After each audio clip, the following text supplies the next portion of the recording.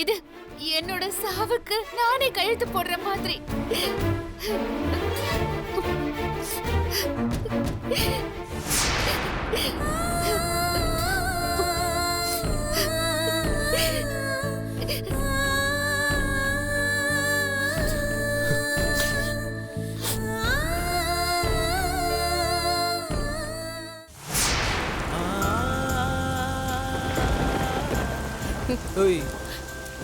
என்ன பண்ணிட்டு இருக்க? மழையோட விளையாடிட்டு இருக்கேன். மழையோட விளையாடுறியா? சரி வா. அது அது வந்து ஏய் சந்தோஷ், என்ன பண்ற நீ? ஹே லூசு, பிரெக்னெண்டா இருக்கிற பொண்ணு மழையில் நனைஞ்சா என்ன ஆகும் தெரியுமா? என்ன ஆகும்? ஜலதோஷம் பிடிக்கும். பிடிக்கட்டும். ஏய், உனக்கு ஜலதோஷம் பிடிச்சா பரவாயில்ல, உன் வயிற்றுக்குள்ள இருக்கிற என் குட்டி பாப்பாவுக்கும் ஜலதோஷம் பிடிக்கும்ல, அதனால இங்க நிக்காத. நான் இங்க தான் நிப்பேன். ஏன் இப்படிலாம் பண்ற? எப்படி பண்ற? மழையில் நனையிறது வேண்டாம்ல. எனக்கு மழை வேணும். ஏய், குளிர் காத்து உன் உடம்புக்கு ஒத்துக்காது. எனக்கு இந்த உலகத்திலே பிடிச்சது இந்த மழை தான். எனக்கு இந்த உலகத்துல பிடிச்சது நீ மட்டும்தான். அப்படியா? நிஜமாவா? ஆமாடி. உன் மேல மழை அடிச்சாலும் எனக்கு பிடிக்காது, வெயில் அடிச்சாலும் எனக்கு பிடிக்காது. பா, என்ன ஐஸ் வைக்கிற? இத பாரு செல்வி, உன்னை பொத்தி பொத்தி பார்த்துட்டு இருக்கேன். நீ இப்படி ஜில்லுன்னு அடிக்கிற காத்துலயும் மழையிலயும் வந்து நிக்கிற. என் மனசு தாங்கல. நீ செய்யறது நியாயமா? நீயே சொல்லு. இங்க பாரு சந்தோஷ், மழை எனக்கு எவ்வளவு பிடிக்கும்னு உனக்கே தெரியும். அதை போய் ரசிக்க கூடாதுங்கிற, இது உனக்கே நியாயமா இருக்கா? நீயே சொல்லு. சரி, மழை ரசி. உன்னை யார் வேண்டான்னு சொன்னா? ஆனா மங்கி குல்லா போட்டுக்கோ, ஸ்வெட்டர் போட்டுக்கோ, இதெல்லாம் உனக்காக தான் நான் வாங்கி வச்சிருக்கேன். தயவு செஞ்சு நான் சொன்ன பேச்ச கேளு. கேட்க மாட்டேன். கேட்க மாட்டேன்? கேட்கவே மாட்டேன். அப்போ நான் சொல்ற பேச்ச நீ கேட்க மாட்ட? ஆமா, மழை விஷயத்துல மட்டும் யார் சொல்றதையும் நான் கேட்க மாட்டேன். அப்படியா? அப்ப நானும் கேட்க மாட்டேன். என்ன கேட்க மாட்டேன்?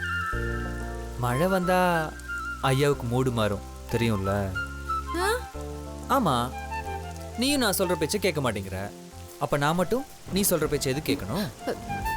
சந்தோஷ், இப்ப நீ என்ன சொல்ல வர? வடி வடி வடி வடி கியூட் பொண்டாட்டி, நான் தாங்க மாட்டேன் தூங்க மாட்டேன் நீ இல்லாட்டி. அப்பா சாமி, என்ன ஆள விடுப்பா.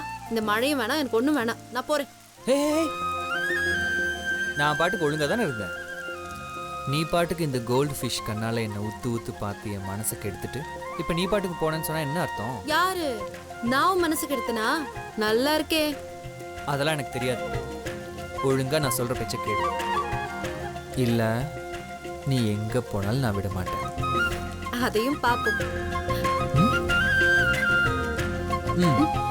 சந்தோஷ், வேணா, சொன்னா கேளு, கிட்ட வராத. நான் வருவேன். வேணா சந்தோஷ், சொன்னா கேளு. கேட்க முடியாது. போடா. ஏய், எங்கடி போற? மாமா தான் இங்க இருக்கேன்ல. விடு சந்தோஷ், ப்ளீஸ். ஒன்ன ஏய், அப்படியே. வேண்டாம் சந்தோஷ்.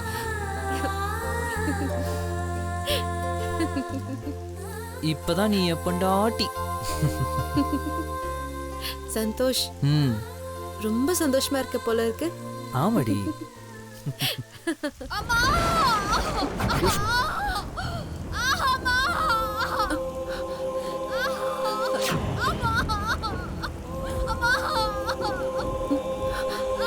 சந்தோஷ், இது மாய குரல் தானே? ஆமா. என்னாச்சு? என்னாச்சுன்னு தெரியலையே. வா சந்தோஷ், போய் பார்க்கலாம். போலாம். மாயா, மாயா, மாயா, என்னாச்சு? மாயா, என்னாச்சு மாயா? மாயா, மாயா, மாயா, என்ன பண்ணுது மாயா? என்னாச்சு மாப்ள? என்னடா? என்னாச்சுன்னு தெரியல பாட்டி.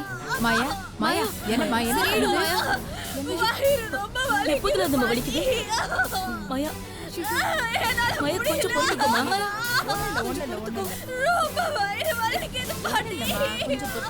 சந்தோஷ், கொஞ்சம் டாக்டருக்கு ஃபோன் பண்ணு.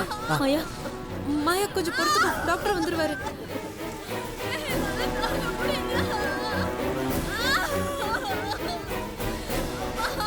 இருமா இரு நீ திறந்து இப்படி வா, நான் பாக்குறேன்.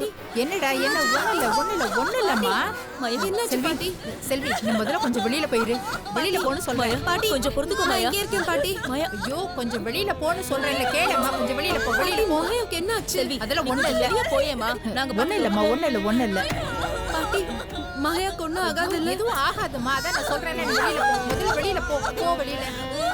இருமா இரு ஒண்ணு இல்ல, பயப்படாத. இருமா, அழாத கொஞ்சம் பொறுத்துக்க. ஒண்ணும் இல்லம்மா, அழாத கொஞ்சம் பொறுத்துக்க. செல்வி போன்னு சொல்றேன், வெளியில போ. சந்தோஷ், டாக்டருக்கு கால் பண்ணிட்டியா? இல்லை செல்வி, லைனே போக மாட்டேங்குது, சிக்னலே இல்லை. உனக்கு கரெக்டா எங்க வலிக்குதுன்னு சொல்ல. இங்கயா இந்த இடத்துலயா? இங்கயா? ஒண்ணு இல்ல. குழந்தை தலை இறங்கி இருக்குன்னு நினைக்கிறேன். என்னம்மா சொல்றீங்க? ஒண்ணு இல்ல கண்ணு, குழந்தை நல்லாதான் இருக்கு. அதனால எந்த ஆபத்தும் இல்ல, நீ சும்மா பயப்படாத. இதெல்லாம் சாதாரணமா நடக்கிறதா. நீ கொஞ்சம் வலிய பொறுத்துக்க, நான் சரி பண்ணிடுறேன். மாயா கொஞ்சம் பொறுத்துக்கோ. இல்ல சரியா போச்சு. செல்வி, இதெல்லாம் பார்க்கறதுக்கு உனக்கு ஒரு மாதிரி இல்லை, நீ போ, அவங்க பார்த்துக்கட்டும். இல்ல சந்தோஷ், என்னால போக முடியாது. கொஞ்சம் இரு. அம்மாடி நீ போய் சுடு தண்ணி எடுத்துட்டு வா. சரிம்மா. அப்படியே நாமக்கிட்டே எடுத்துட்டு வந்துரு. என்ன? ஒண்ணு இல்ல. சரி பண்ணிடலாம். செல்வி, இதெல்லாம் பார்த்து உனக்கு ஏதாவது ஆயிட போகுது. வா போலாம், வா. இல்ல,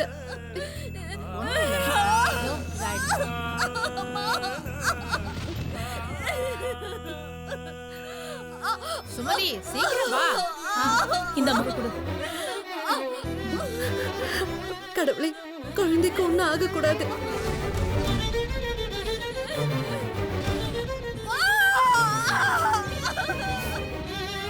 ஒண்ணு இல்ல. இந்த இத பிடி.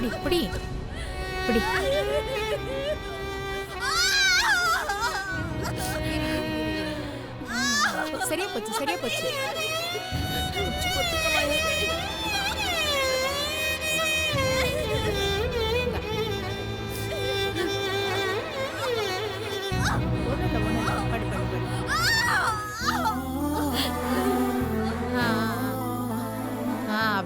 அவ்வளவுதான்மா. இப்ப பரவாயில்லையா? பரவாயில்ல, என் குழந்தைக்கு. உனக்கும் ஒண்ணு இல்ல, உன் குழந்தைக்கும் ஒண்ணு இல்ல. உன் குழந்தை நல்லா இருக்கு, கவலைப்படாத.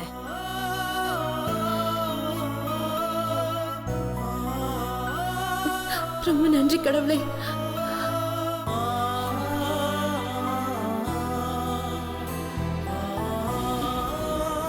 அம்மா, மாயா அப்படிமா இருக்கா? இப்ப பரவாயில்ல பாட்டி, அவளுக்கு ஒன்றும் இல்லைல்ல? அவளும் நல்லா இருக்கா, அவ குழந்தையும் நல்லா இருக்கு. பாட்டி, நான் அவளை கிட்ட போய் பார்க்கட்டுமா? செல்வி, இப்பதாம்மா வலி குறைஞ்சு மயக்கத்துல தூங்கிட்டு இருக்காம்மா. பாவம் பாட்டி, அவ. கர்ப்பிணி பொண்ணுங்களுக்கு வளகாப்புன்னு சடங்கு நடத்துறதே இந்த மாதிரி எசகு பசகா வலி வராம இருக்கிறதுக்கு தாம்மா. அதுவும் ஒரு வகையில திருஷ்டி கழிக்கிறதாம்மா. பெத்தவங்க கூட இருந்தா இதெல்லாம் சொல்லியிருப்பாங்க. என்ன பண்றது, இவன் நேரம் பாவம். செல்வி, மாயா கொஞ்ச நேரம் தூங்கட்டும், வா நம்ம போலாம். இல்லம்மா, நீங்க போங்க, நான் வரேன்.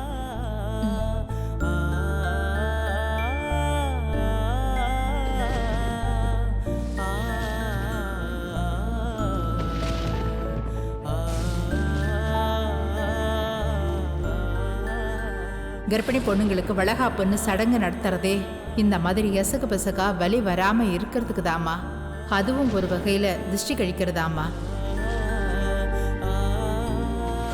மாயாவுக்கு நாம ஒரு வளகாப்பு நடத்தணும். டேய், எதுக்குடா நம்மள வர சொன்னாங்க? தெரியலடா, வெயிட் பண்ணி தான் பார்ப்போமே.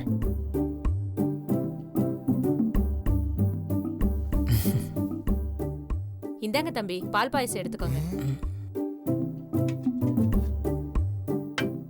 ஐயோ, முந்திரி ஏலக்கான்னு பால் பாயசம் வாசனையே மூக்க தொலைக்கிறதே. என்ன விஷயம் ஆண்டி திடீர்னு பால் பாயசம்லாம் கொடுக்குறீங்க? இன்னைக்கு நான் ரொம்ப சந்தோஷமா இருக்கேன் தம்பி. அதான் உங்களுக்கு பால் பாயசம் செஞ்சு கொடுத்தேன். ஆண்டி உங்க சந்தோஷத்துல எங்களையும் பார்ட்னரா சேர்த்துக்கிட்டு எங்களுக்கு பாயசம்லாம் செஞ்சு கொடுத்ததுக்கு ரொம்ப சந்தோஷமா இருக்கு ஆண்டி. பின்ன என்னப்பா, என் துக்கத்துல கூட இருந்தது நீங்க மட்டும் தானே. உங்களுக்கு செய்யாம நான் வேற யாருக்கு செய்ய போறேன்? பாரா அக்கா அது என்ன சிரிப்பு பாரா, சும்மா சிலரை சிதற விட்ட மாதிரி. போங்க தம்பி, சும்மா சும்மா என்ன புகழ்ந்துகிட்டே இருக்கிறீங்க. சரி ஆண்டி, இந்த சந்தோஷத்துக்குலாம் என்ன காரணம்னு நீங்க இன்னும் சொல்லவே இல்லையே. ம். நீங்க கேட்கவே இல்லையே. அக்கா நான் கேட்டாதான் நீங்க சொல்லுவேல, நீங்களா சொல்ல மாட்டேங்களா? அப்புறம் அக்கா தம்பி வருவாளா, அவ்வளவுதானே? நாங்க 2 பேரும் உங்க வீட்டு புள்ள இல்லையா?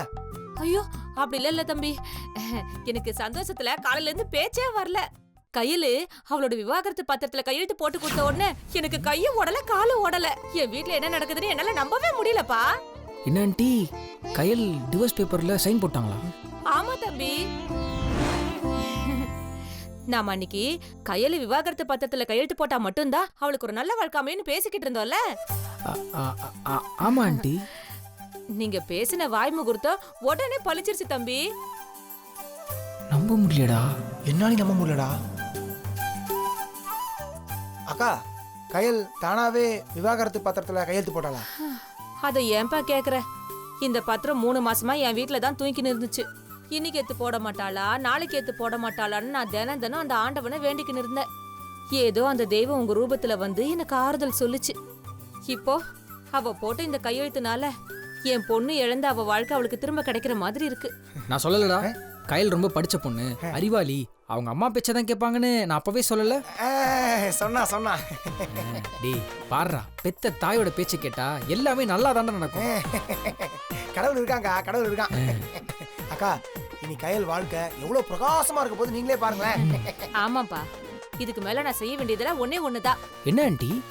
கையலோட படிப்புக்கும் அறிவுக்கும் ஏத்த மாதிரி அவளுக்கு ஒரு நல்ல பையனா பார்த்து கட்டி வைக்கணும். அந்த கடவுள் தான் என் வருங்கால மருமகனை என் கண்ணுல காட்டணும். ஆண்டி கூடிய சீக்கிரம் உங்க வருங்கால மாப்பிள்ளைய உங்க கண்ணு முன்னாடி நிக்க வைக்க வேண்டியது ஏன் பொறுப்பு ஆண்டி. நிஜமாவா தம்பி சொல்றீங்க? ஆண்டி நாங்க எதுக்கு ஆண்டி இருக்கிறோம்? ராமருக்கு அணில் மாதிரி உங்களுக்கு உதவி செய்ய தானே நாங்க இருக்கோம். இனிமே நீங்க எதுக்குமே கவலைப்படாதீங்க. இனிமே தான் உங்க பொண்ணு வாழ்க்கையில புது வசந்தம் பிறக்க போகுது. மத்ததெல்லாம் நாங்க பாத்துக்கிறோம் ஆண்டி. ஐயோ, நல்ல நல்ல வார்த்தைகளா சொல்றீங்களே தம்பி. எனக்கு சந்தோஷத்துல என்ன பண்றதுன்னே தெரியல. நீங்க எதுவும் பண்ண வேணாம். இனிமே நடக்க போறத மட்டும் பாருங்க. கையலோட கல்யாணம் சும்மா பிரம்மாண்டமா யாருமே எதிர்பார்க்காத அளவுக்கு சும்மா தட புடல நடக்க போகுது பாருங்க. ரொம்ப சந்தோஷம் தம்பி, ரொம்ப சந்தோஷம். உங்க வாய்க்கு சக்கரை போடணும். அக்கா அதான் பாயசமே இருக்காக்கா. இவெல்லாம் ரொம்ப சந்தோஷமாயிட்டான்னா ஒரே கல்ப்ல அடிப்பான். என்னது? அது உங்க சந்தோஷம் தான் எப்பவுமே என்னோட சந்தோஷன்றத அவன் அப்படி சொல்றான் இல்லடா. தம்பிக்கு எப்பவுமே தமாசுதான். சரிப்பா, நான் மதியம் உங்களுக்கு பிரியாணி செஞ்சு எடுத்துட்டு வரேன். அப்படியா? ரொம்ப சந்தோஷம் ஆண்டி. அப்ப நான் வரேன் ஆண்டி. சரிப்பா. வாங்கப்பா. நீயும் சாப்பிட்டு செல்வி. நீ சாப்பிட்டு சந்தோஷ், நான் அப்புறம் சாப்பிட்டுக்கிறேன்.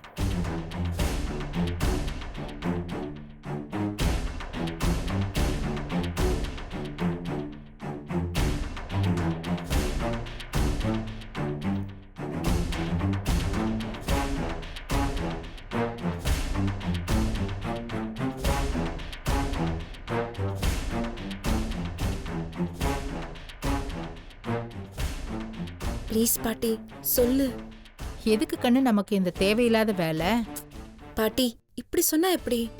ஏய், உன் நல்லதுக்காக தானடி சொல்றோம். ஆமா கண்ணு, சொன்னா கேளு. என்ன விஷயம்? மாயாவுக்கு வயிற்று வலி வந்ததுல அதை நாங்களே கை வைத்தியம் பண்ணி சரி பண்ணிட்டோம். இருந்தாலும் ஒரு தடவை டாக்டர்கிட்ட கூட்டிட்டு போலாமான்னு கேக்குறா. வேற ஒண்ணும் இல்லப்பா. பாட்டி சொல்லுங்க மாப்ள. அவளுக்கு வயிற்று வலி குணமாயிடுச்சுல்ல? அது நேத்தே சரியாயிடுச்சுப்பா. இப்ப அவ நல்லாதான் இருக்கா. அப்புறம் எதுக்கு மறுபடியும் அவளை பத்தி பேசிட்டு இருக்கீங்க? சாப்பிட வந்தா சாப்பிட்ற வேலையை மட்டும் பார்க்கணும். அதை விட்டுட்டு கண்டதையும் போட்டு மனசை குழப்பிக்க வேண்டான்னு அவகிட்ட நல்லா எடுத்து சொல்லுங்க பாட்டி. அதான் மாப்பிள்ள நானும் சொல்றேன். இவ்வளவு ஒரு குழந்தைய சுமந்துட்டு இருக்கா, அத கொஞ்சம் கூட யோசிக்காம வீணா அவளை பத்தியே கவலைப்பட்டு இருக்கா.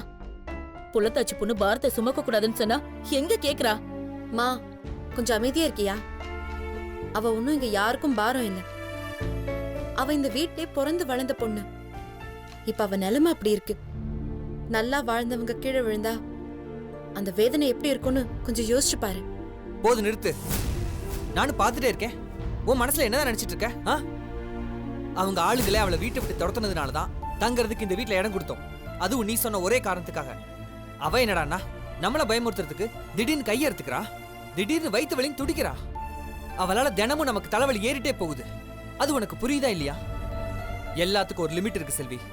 இன்னைக்கே அவ கூட 24 மணி நேரமும் ஃபுல்லா அவளை பாத்துக்கிற மாதிரி ஒரு வேலைக்காரியை ஏற்பாடு பண்ணு. ஆனா நீ இனிமே அவளை பார்த்துக்க கூடாது. இது என் மேல இருக்கிற அக்கறையில சொல்றியா, இல்ல நான் அவளை கவனிச்சுக்கிறேங்கிற ஆதங்கத்துல சொல்றியா? செல்வி கண்ணு, ஏமா இப்படி எல்லாம் பேசுற? பாட்டி நீங்க அமைதியா இருங்க. நான் அவர்கிட்ட ஒரு 2 நிமிஷம் பேசணும். சொல்லு சந்தோஷ், இது வரைக்கும் என்னால உனக்கு ஏதாவது கெட்ட பேர் வந்திருக்கா? இல்ல என் செயலால நீ எங்கேயாவது தலை குனிஞ்சிருக்கியா? நான் அப்படி சொல்ல வரல செல்வி. உன்னோட இறக்கத்தை தகுதியானவங்க கிட்ட காட்டு, அதைத்தான் சொல்ல வரேன்.